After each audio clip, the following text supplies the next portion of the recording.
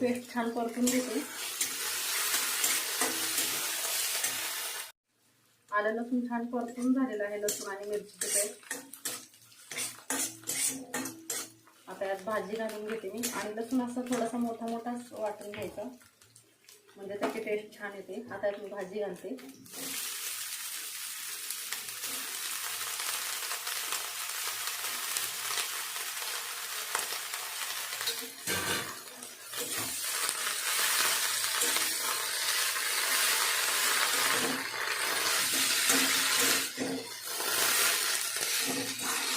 भाजी छान परतून घेते मी।